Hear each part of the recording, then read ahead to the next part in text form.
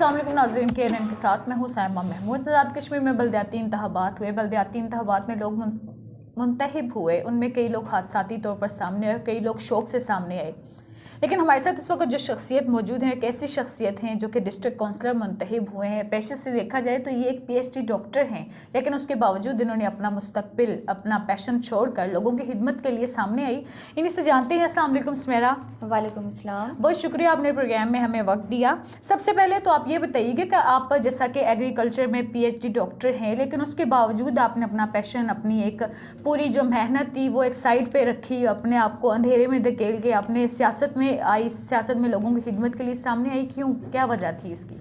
बड़ा अच्छा आपका क्वेश्चन है। मैं आपको थोड़ा सा ब्रीफली इस पे बताना चाहूँगी। सबसे पहले तो मैं शुक्रिया अदा करना चाहती हूँ, अल्लाह ताला का शुक्रिया अदा कर रही हूँ कि आज अल्लाह ताला ने मुझे इस काबिल किया, मुझे इतनी कामयाबी से नवाजा।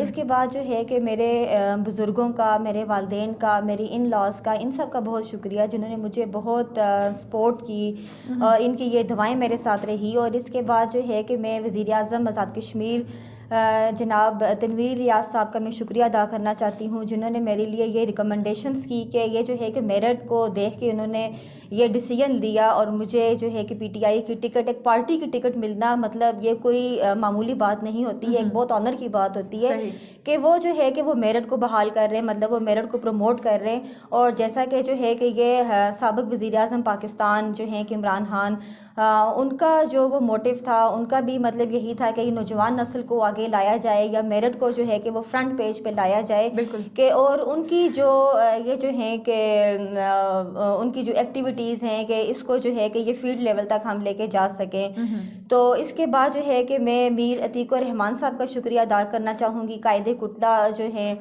और ये सीनियर नायब सदर हैं पाकिस्तान तहरीक इंसाफ के। इन्होंने जो मेरे साथ जो है बिफोर द इलेक्शन जो कमिटमेंट इन्होंने मेरे साथ की और ये इन्होंने अपनी कमिटमेंट को पूरा किया। He is a very committed person, कि मतलब ये नहीं है कि जो वादा कर दिया मतलब वो बैक द स्टेज था और जब मतलब अब टाइम आ गया उस पर वो फुलफिल ना करते।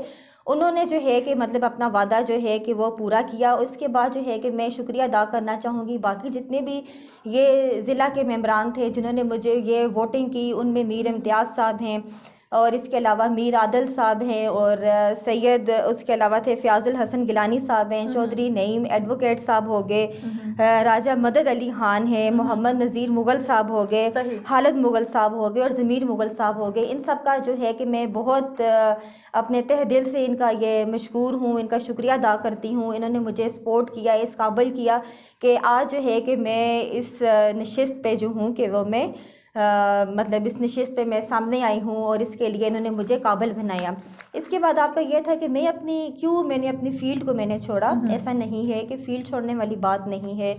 एग्रीकल्चर जो है ये देखें कि ये रोज़े अव्वल से है, जब से ये दुनिया बनी, ये कायनात बनी, ये बनी नू इंसान मतलब ये बना, उस दिन से जो है कि ये जो हम रिस्क खा रहे हैं हम लोग, मतलब जो कर रहे हैं, ये सारा क्या है, ये एग्रीकल्चर ही तो है। एग्रीकल्चर तो उसी दिन से है और मैं अपनी फील्ड से भी नहीं हटी हूँ। वो ये था कि मैं मतलब किसी एकेडमिक साइड पे मैं जाती जहाँ मैं बासानी मतलब अपने लिए रिस्क कमाती, मैं कुछ ऑर्स में लगाती और मैं मतलब एक अच्छी अर्निंग लेके मैं घर आ जाती, अपने घर में क्वालिटी टाइम को मैं एंजॉय करती। आपने अपने लोगों के बारे में सोचा। देखें कि जो एक दूसरा डॉक्टर होता है उसका काम भी होता है कि खिदमत हल करना। अब PhD का डॉक्टर जो लेबल है, ये टाइटल है, ये मतलब इसकी मैं इंटाइटल हुई हूँ, तो ये भी मतलब एक डॉक्टर हूँ और इसका काम भी यही है कि खिदमत हल करना। तो ऐसा क्यों ना किया जाए कि मैं अपने लोगों की, अपने मतलब इलाके की, अपने इलाके की मैं खिदमत करूँ।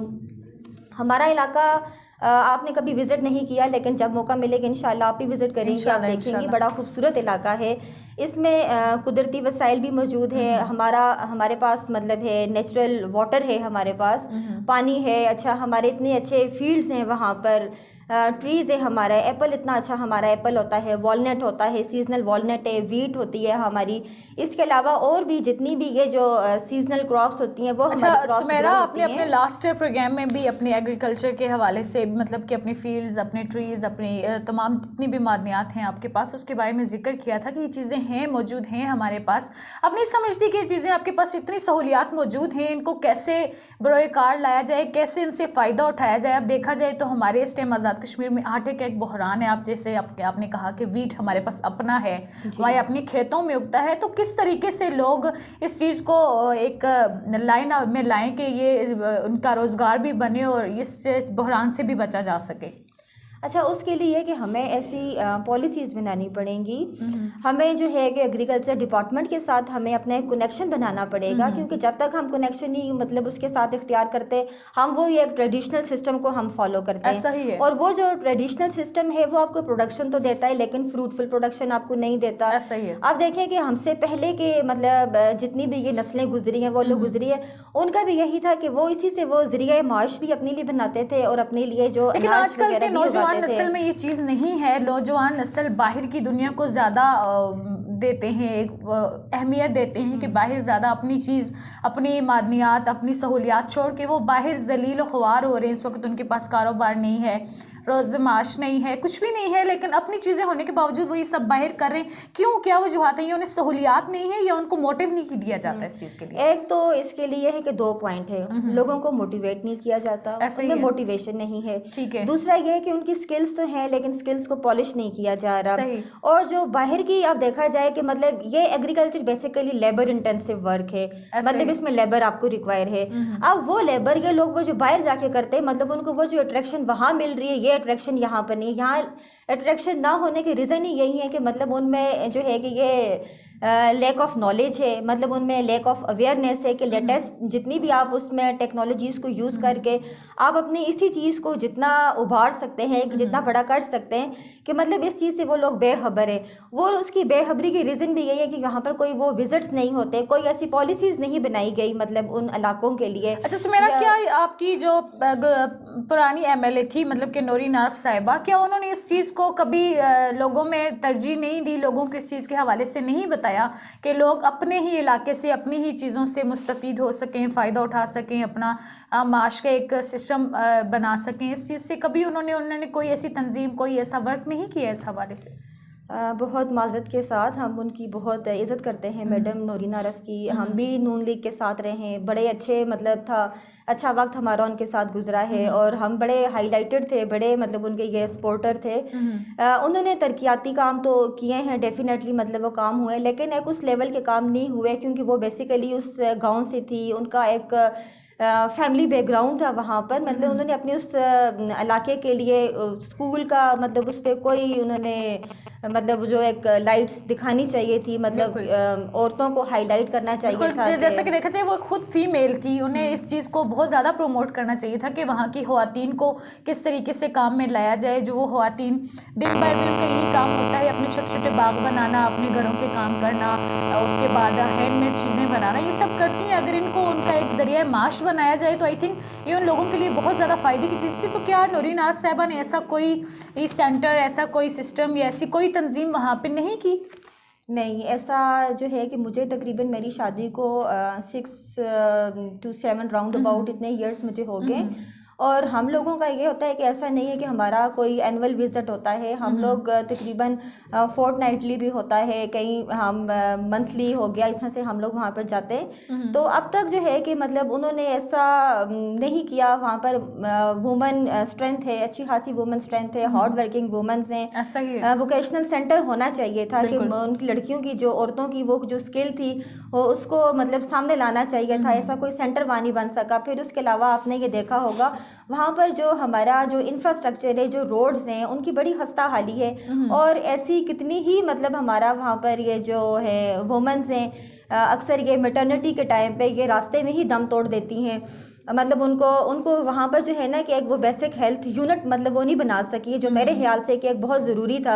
ये पटेका में है, लेकिन पटेका हमें जो है अब ऐसी कंडीशन में उनको वहाँ से लाना ये बहुत दूर पड़ जाता है कि वहाँ पर एक तो वो नहीं है, कोई डिस्ट्रिक्ट हेल्थ यूनिट नहीं है। अच्छा, जो हमारा वहाँ का जो स्कूल है, स्कूल का इंफ्रास्ट्रक्चर तो इतना खस्ता हाल है कि मतलब बंदा किसी के सामने डिस्कस भी नहीं कर जैसे कि सकता जिस कि एरिया मतलब से एमएलए बिल्कुल, रही हैं जिस कि एरिया से आपने जिक्र किया वहाँ पे बर्फबारी और ये सब चीज़ें काफ़ी ज़्यादा हैं, तो वहाँ पे ख़वातीन को इस तरह की मतलब जो डिलीवरी टाइम होता है, कई एक्सीडेंट्स हो जाते हैं, कई इंसिडेंट्स हो जाते हैं गाँव में, स्पेशली दरख्त से गिर जाता है, बिल्कुल कटिंग करते हुए हाथ कट गया, मेजर इंजरीज हो जाती हैं। तो ऐसी वहाँ पे कोई हेल्थ केयर सेंटर या कोई नहीं भी है। ऐसी चीज़ नहीं है। हाँ, फर्स्ट एड ट्रीटमेंट नहीं है, कोई फर्स्ट सही। एड ट्रीटमेंट ही नहीं है वहाँ पर तो इस हमारे हवाले इलाके से में। आपने अभी तक किस हद तक काम किया और किन लोगों को इस अप्रोच किए कि इसके लिए काम किया जाए वहाँ पे? इंशाल्लाह हमारी जो है कि फैमिली में पहले भी इसी हवाले से काम होते रहे हैं, वो बगैर किसी सियासी ओहदे के सर फहरिस्त रहे हैं। सबसे पहले जो एजुकेशन की बुनियाद रखी गई वो मेरे इन्हीं इन लॉज में से रखी गई। उनमें मिर्ज़ा हदायतुल्लाह जलाल का नाम है। 1949 में उन्होंने उसकी वो बुनियाद रखी। उसके बाद ऐसा था कि बहुत सारे, आपको पता है कि जब भी कोई एक पॉजिटिव काम करता है, एक अच्छा काम करता है, उसके ऐसा ही पीछे है। जो है कि वो नेगेटिव लोग भी बहुत होते हैं जो ऐसा उसको ही है, रोकने की बिल्कुल। कोशिश जी, करते जी। हैं। तो उन्होंने फिर ये था कि इसको एक सेफ तरीके से वो लेके चले, तो उन्होंने एक पुलिस का बंदा रखा हुआ था कि जो उसको रोक रहे थे बच्चों को स्कूल भेजने से, ऐसे वो मना कर रहे थे, तो वो सही। डरा धमका रहे थे। तो उन्होंने वो पुलिस को रखा हुआ था कि मतलब कोई जो बच्चों है को कि स्कूल हर्डल्स ना लाया बने, जाए। हाँ कि स्कूल लाया जाए, बिल्कुल। कोई रुकावट ना बनाई जाए। सही। तो ये वो सर फहरिस्त है। फिर उसके बाद जो है कि मिर्ज़ा औरंगज़ेब जलाल, में इनका नाम लेना चाहूँगी। ये बहुत एक्टिव बंदे हैं अपने इलाके के लिए। ये जो है कि मतलब बहुत ही ये मुफीद काम ये कर रहे हैं। अभी वहाँ पर जैसे ये रोड का इंफ्रास्ट्रक्चर था, इसमें जो है कि जितनी भी इन्होंने एफर्ट्स अपनी की हैं, ये इन्हीं की एफर्ट्स वो रही हैं। इन्हीं की एफर्ट्स की बदौलत जो है कि वहाँ पर ये मतलब रोड की हालत जो है कि ये बेहतरी की तरफ आई है। तो आपका ये क्वेश्चन था हमने किसको रिजू किया या किसको नहीं किया अपने इस काम के लिए। इंशाल्लाह हमने टेबल टॉक तो हमने ऐसी की है, डिपार्टमेंट्स को हमने टच किया है, लेकिन अभी आ गई है कि फॉर्मली जो है कि हम करेंगे, हम बाकायदा अप्रोच करेंगे एग्रीकल्चर डिपार्टमेंट को, हम करेंगे, फिर हम एजुकेशन के उसके अच्छा, बाद। मेरा एजुकेशन के हवाले से मैं बात करना चाहूँगी। आपने भी ये टच दिया है, लेकिन मुझे बताइए कि जिस तरह कि आपने बताया कि उन्होंने एक पुलिसमैन को रखा हुआ था कि लोगों को, जो लोग अपने बच्चों को रोकते हैं तो वो बच्चों को स्कूल तक पहुँचाया जा सके। क्या अभी भी ये चीज़ है वहाँ पर कि बच्चों को जो दूर दराज, जाहिर बात है बर्फ़बारी होती है, कई मुश्किलात होती हैं, वहाँ उस एरिया में इतने ज़्यादा स्कूल्स भी नहीं है जैसा कि आपने बोला, तो क्या वो बच्चों को स्कूल अभी भी नहीं जाने देते? स्पेशली बच्चियों के हवाले से बताइएगा, क्योंकि जो इस तरह के इलाके होते हैं, बैकवर्ड्स एरिया होते हैं, वहाँ पे बच्चियों की पढ़ाई पे काफ़ी एक बुरा समझा जाता है। अब मैं क्या वर्ड यूज़ करूँ, कोई वर्ड इस तरह का है नहीं मेरे पास कि मैं इस्तेमाल कर सकूँ उन लोगों के लिए, लेकिन ये ऐसा क्यों है? अगर है तो इसको रोकथाम के लिए आप किस तरीके से काम करेंगी, किस तरह अपनी बच्चियों को पढ़ाई से जैसे एक नूर से पर नूर करेंगी, ये बताइएगा। बिल्कुल, ये आज भी जो है कि हम लोग 21st सेंचुरी की तरफ हम लोग ये उसमें 21st सेंचुरी में हैं, लेकिन आज भी देखा जाए कि ये जो है ख़ास तौर पर बच्चियों के मसाइल की आज भी सैर फहरिस्त हैं, ख़ास तौर पर ये देही इलाकों में। ऐसा ही है। तो एक तो ये कि उन लोगों का ज़्यादा फोकस ये रहता है कि बस बच्चियां जो हैं कि ये घर के काम काज में इन्वॉल्व रहें, सीखें उनका और ये कि इनकी ये शादियां लड़कियां करवाई जाएं, शादियां हो उन्हें अपने जाएं, घरों का ये किया पढ़ जाए। लिख के ये क्या करेंगी, उन्होंने ऐसा यही ही है। बच्चे पालने हैं, बर्तन धोने हैं, घर की सफाई सुथराई करनी है। इस वजह से लोगों का जो है कि ये रुझान नहीं है। तो उसके लिए ये किया जाएगा कि हम इन लोगों को मतलब इस चीज़ से इतना अवेयर करेंगे कि मतलब जो खातून को जो है कि इन औरतों को जीती जागती मिसाल हाँ, आप खुद हैं उन लोगों के लिए, तो आपको उन लोगों को ज़्यादा इस तरह करने की तो आई थिंक ज़रूरत नहीं पड़ेगी। बिल्कुल, उनको हमने अपनी एग्जांपल्स देनी है और इस चीज़ से हमने ये करना है कि अगर आज अपनी मतलब वो बच्चियों के साथ जो है कि वो शफ़क़त के साथ या उनको तालीम देना, आपको पता है कि ये हर इंसान का एक ये बुनियादी हक़ है। ये हमारे नबी सल्लल्लाहु अलैहि वसल्लम ने भी इसके ऊपर रोशनी डाली है। इवन उन्होंने तो ये कहा है कि इल्म हासिल करें, चाहे इसके लिए आपको चीन ही क्यों ना जाना पड़े। मतलब ये है कि माँ की आगोश से लेकर मतलब आप कब्र की उसकी लहद तक आप जो है कि इल्म हासिल करें। तो उनको ये हम अवेयर करेंगे कि इनकी जो है कि एजुकेशन क्यों ज़रूरी है, किस लिए ज़रूरी है। क्योंकि जब आज की जो एक फ़ीमेल है, एक औरत है, इसको हम एजुकेट करेंगे तो ये हमारे पास जो नेक्स्ट जनरेशन आएगी, नेक्स्ट जनरेशन हमारे पास जो आएगी एक एजुकेटेड जनरेशन आएगी, जो मतलब आपके लिए जो क्या करेगी, इलाके की डेवलपमेंट के लिए वो काम करेगी।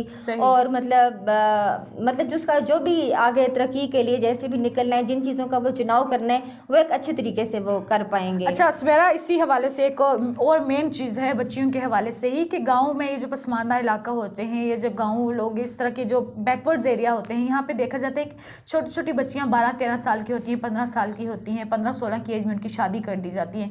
और आप तो खुद माशाल्लाह से इतनी पढ़ी लिखी हैं, आपको इतना तो है बहुत ज़्यादा ही है इस बारे में कि उन बच्चियों को जब शादी की जाती है, घरेलू मामलात और उसके बाद ज़ौजियत में आना और ये सब चीज़ें लेके काफ़ी ज़्यादा मसाइल उन बच्चियों को फेस करने पड़ते हैं।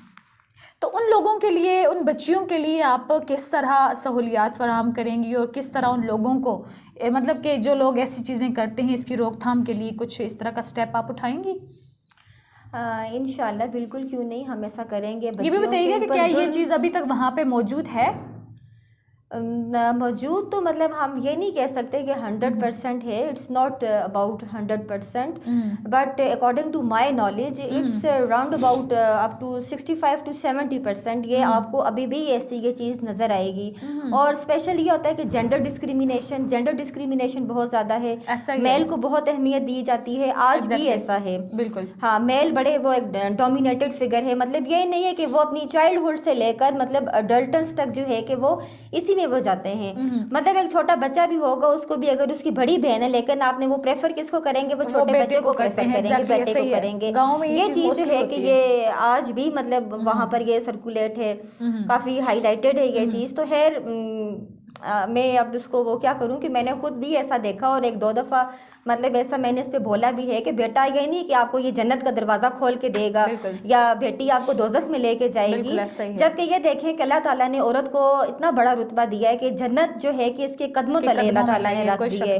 हाँ, अल्लाह ताला ने जो है कि जन्नत का मतलब उसको रुतबा दे दिया। तो इससे बढ़कर मतलब और क्या है कि हम आज जो है कि ये बच्चियों को जो है कि हम वो कर रहे हैं, बेटों पे हम फोकियत दे रहे हैं, बेटों को उस पर फोकियत दे रहे हैं। तो ऐसा नहीं होना चाहिए। इसके लिए जो है कि इंशाल्लाह कि हम इस पे भी करूँगी, वहाँ पर हम बाकायदा सेशंस में अरेंज करूँगी कि उस पे सेशंस होने चाहिए, वहाँ पर ये डिस्कशन होनी चाहिए और ये फीमेल को जो है कि वो हाईलाइट करूँगी। अच्छा सुमेरा, ये भी बताइएगा कि क्या वहाँ पे स्कूल और कॉलेजेस इस हद तक मौजूद हैं कि वालिदैन अपनी बच्चियों को भेज सकें? स्कूल्स तो हैं, लेकिन हम उनको इतना प्रॉपर नेम नहीं दे सकते कि ये कोई जो है कि ऐसी स्कूलिंग है जहाँ से ये मुस्तफ़ीद हो सकें। स्कूल के इंफ्रास्ट्रक्चर का काम भी चल रहा है। तो हमारा ये है कि इंशाल्लाह उनको पेरेंट्स को मोटिवेट करेंगे कि अगर आपके पास जो है कि वो जो स्कूल की जो फैसिलिटी है वो आपके डोर स्टेप पे आपको आ रही है, आपकी बच्चियां जो हैं कि वो घर से एक लॉन्ग डिस्टेंस पे नहीं जा रही हैं, वो मतलब कुछ और के लिए जा रही हैं और वो कुछ सीख रही हैं, तो आई डोंट थिंक सो कि कोई भी वालिदैन ऐसा होगा कि जो इससे वो मना करेगा या इससे वो रोकेंगे। क्योंकि इतना शहूर तो आजकल हर बंदे के पास है, या हर बंदा जो है कि वो इन्वायरमेंटल अफेक्ट भी होता है कि वो देखा देखी करते हैं। मतलब एक ने भेजा, दूसरा भेजेगा, तीसरा भेजेगा, ऑटोमेटिकली जो है कि लोगों में ये एक नेचुरल मोटिवेशन वो पैदा हो जाएगी और वो मतलब इससे मना नहीं करेंगे कि वो अपनी बच्चियों को जो है कि वो ख़ास तौर पर मतलब वो स्कूल से वो मना करें, एजुकेशन से वो दूर करें, उनको दूर रखें। अच्छा, मेरा एक आखिरी और बहुत ज़रूरी सवाल मैं आपसे पूछना चाहूँगी कि हमारे जो दही इलाके हैं, पसमानदा इलाके हैं, यहाँ पे अभी तक ये चीज़ें होती हैं कि बच्चियों को डराया धमकाया जाता है, दबाव का शिकार होती हैं, घरेलू तशद्दुद का शिकार होती हैं, छोटी उम्र में शादियाँ, पढ़ाई ना करने देना, इस तरह के कई बेशुमार मसाइल हैं। तो क्या आप समझते हैं कि हमारे जो असम्बलीज़ में, ऐवानों में जो ख़वातीन MLAs हजरात बैठी हुई हैं, जिनमें तकदीस गिलानी साहिबा हैं, नसारा अब्बासी हैं और भी कई ख़वातीन हैं, क्या इन्होंने आज तक इस पर कोई प्रॉपर वर्क किया है? कोई ऐसी काउंसलेशन या कुछ भी ऐसी कुछ रूल्स पास आउट करवाए हैं कि इन बच्चियों के साथ, इन लोगों के साथ इस चीज़ पे पाबंदी लगे, या कुछ भी ऐसा काम जो आप समझती हैं कि उन्होंने किया हो? हाँ बिल्कुल मैडम, तकदीस गिलानी जो है ये एक इंस्पायरेशनल लेडी है। मैं खुद इनसे बड़ा इंस्पायर हूँ इनके काम से। और इन्होंने जो है कि अभी जो है कि रिसेंटली इन्होंने एक प्रोजेक्ट एक लॉन्च किया कि जिसमें 6000 वुमेन्स को ये कवर कर रही हैं। हाँ बिल्कुल, हुनरमंद ख़वातीन को ये कवर कर रही हैं। और ये इनका एक बड़ा अच्छा ये स्टेप है कि मतलब ये जो है कि उनको ला रही हैं, फीमेल को ये सामने ला रही हैं। मैं मेरा ये पूछना चाह रही हूँ कि पसमानदा जो इलाके हैं, मुजफ्फराबाद, आज़ाद कश्मीर सिटी के अंदर, मुजफ्फराबाद सिटी के अंदर तो ये चीज़ सामने आई है, तकदीस गिलानी साहिबा ने ये काम किया है, हुनरमंद ख़वातीन का एक सेटअप चल पड़ा है, ख़वातीन आ रही हैं, मुस्तफ़ीद हो रही हैं। क्या पसमानदा इलाकों में हमारे जो MLAs फीमेल हैं, जो ऐवानों में, असम्बलीज़ में बैठी हुई, मैं सिर्फ तकदीस गिलानी की बात नहीं कर रही, माज़रत के साथ तकदीस गिलानी साहिबा, मैं तमाम ख़वातीन के बारे में बात कर रही हूँ, क्या वो ख़वातीन के लिए आवाज़ उठाती हैं, ख़वातीन के अवेयरनेस के लिए? मेरा ये सवाल है आपसे। नहीं, जनरल आवाज़ तो वो उठा रही हैं, लेकिन ये कि वो जैसे दही इलाके हैं उसके लिए मतलब नहीं है, वहाँ पर उनके कोई ऐसे विजिट्स नहीं है, ना ही मैडम जो है नसारा बासी हैं, ना इनका इनका कोई ऐसे विजिट है, ये लोग जो हैं कि जस्ट ये सिटी की हद तक हैं, मतलब ये सिटी में ये बैठी क्या आप हुई नहीं हैं, यहाँ पर समझते कि बैठ सिटी के लोगों से ज्यादा वो इन औरतों का ज़रूरत जो ज्यादा है हक है, ज्यादा जरूरत है उन लोगों को? हाँ बिल्कुल, डेफिनेटली ज़्यादा ज़रूरत इन्हीं देही इलाके की औरतों को ज़रूरत है कि ये वहाँ अपने लिए कुछ कर सकें, कुछ सीख सकें, इन लोगों को सामने फ्रंट पेज पे लाया जा सके। लेकिन उसके लिए अभी तक जो है ना कोई ऐसी पॉलिसीज़ नहीं बनाई गई या कोई ऐसे सेंटर्स नहीं बनाए गए कि हम मतलब उन फीमेल्स को हम फ्रंट लाइन पे ला सकें या उनके लिए कुछ कर सकें।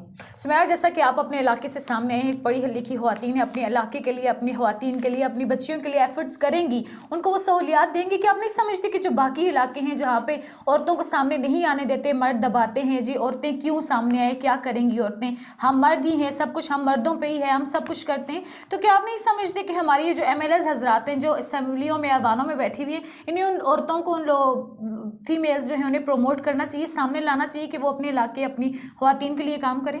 बिल्कुल आना चाहिए।